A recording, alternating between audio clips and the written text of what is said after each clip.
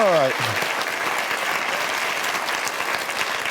Well, thank you very much. I just wanted to come out and say hey. Hey.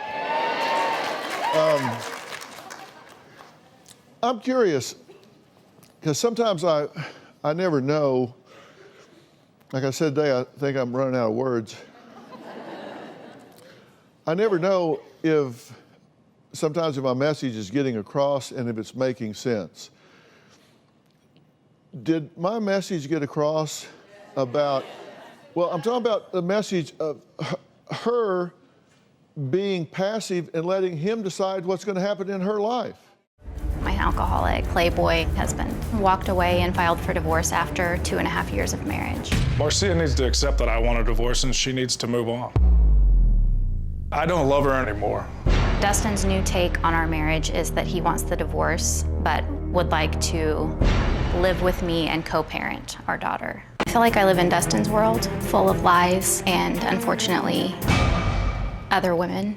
I'm not a womanizer. I haven't dated anybody. I have talked to people when I'm out because I'm a social person. I feel like I'm consumed with Dustin's actions because of his lying. I'm basically like a private investigator. Recently, I found emails to other women with graphic pictures in them. Being married to Marcia was really difficult because she wanted to control my every move. I am emotionally and mentally exhausted. Marcia won't accept the divorce because it wasn't her idea. Here's what I'm concerned about. I have no doubt that this man has some personality problems here. I have no doubt that he has some maturity problems, that he does have an inability to get into and sustain a healthy relationship with women. That's an issue that he and I can and should talk about. My question for you is why your self-worth, why your self-esteem is so compromised that you're not only willing to accept that, but pursue it, plead to be allowed to stay. That's what you're doing. You're saying, abuse me, abuse my trust, violate every tenet of our relationship, our agreement as a husband and a wife. Do that to me, not once, not twice, but over and over and over again. Throw it in my face, wave it in my face, but please let me stay. No. Can I say something about that, Dr. Phil? No. Okay. That's what you're doing, and that tells me that you don't have a self-worth and a self-value that you need to have, that you should have. My love for my family and my love for him, when I tried to help support him through his alcoholism, all I heard, it was pounded in my head daily. This is why I did this. This is why I'm this way. This is why this has happened. I will never do that again. I'm sober now. This. Now he's not sober. And I'm stuck out here like, what the hell is going on?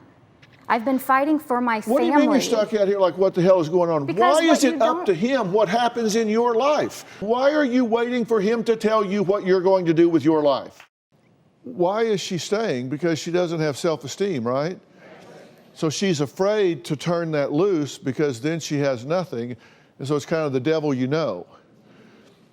But the devil you know, come on. She's catching them and does absolutely nothing. And so now they're like 10 days from finishing divorce, so they're going to lease a house together. I mean, am I in the twilight zone? And that is very manipulative by him, right? Because he wants to have where he can retreat to, where he got somebody watching his child. It's kind of like a mom, and he can go home, but then he's going to be in there doing all of his stuff, driving her crazy. She can't let that happen, right? And listen, I take no pleasure in telling somebody, you need to run, not walk, to the courthouse and get away from this guy. But I mean, I got to call it like I see it. This is toxic. This would never work, right? I mean, y'all agree with that? It's so manipulative to say, get away, no, come here. Get away, no, come here. It just drives you crazy.